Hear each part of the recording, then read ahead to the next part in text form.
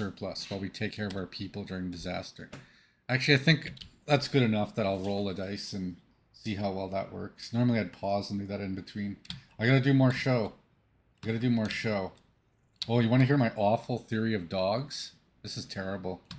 This is absolutely terrible. But I don't know. I just thought of this uh, last episode, or just a stupid. Sometimes I have just stupid thoughts.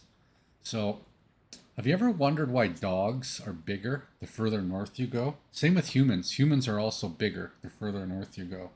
That like Vikings and uh, average human size increases as you get to colder and colder climates. And I think one of the reasons is that a way of survival of our ancestors in cold climates was simply we were barbarians, and if we were too stupid to figure out how to ration and store our food for the winter, the alternative survival strategy was to beat up other people and steal their food. And that's why bigger, stronger humans existed. Same with dogs. You don't have to be the best hunting dog if you're strong enough to muscle off the the prey from other dogs, right? I have a theory why um, uh, bigger uh, dogs are more common in more northern climates, especially as pets, because I believe dogs are an alternate source of food. Okay, okay, okay. So now I'm Michael Vick. Now I'm horrible. Now I've gone.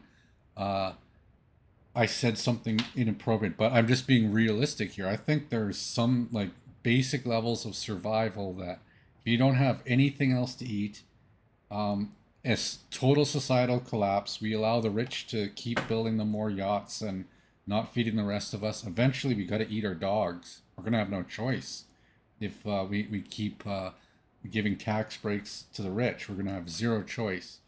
And the bigger dogs are for bigger climates because it's longer between growing seasons. So you would typically eat your dog in winter or late winter, when there's no other source of food.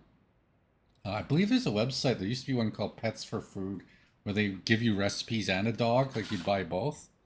But there's also a converse theory to this, and this is how sick some of you are.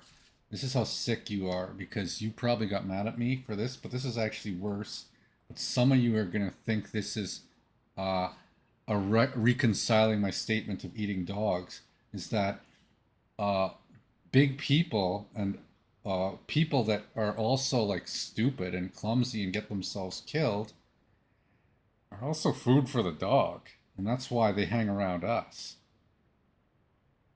right? So that was the thought that uh, that's why, and maybe that's why humans and dogs are sort of a bit of a team because they kind of understand that, that if one of the other goes, we eat, but it's we like they only live like 15 years, dogs, so we most more commonly would have eaten dogs than they would have eaten us. But every now and then, the dog wins that situation. That the dog is understanding the deal of they'll sob for you a bit, they might feel bad for you, but then they'll get hungry because and then they'll be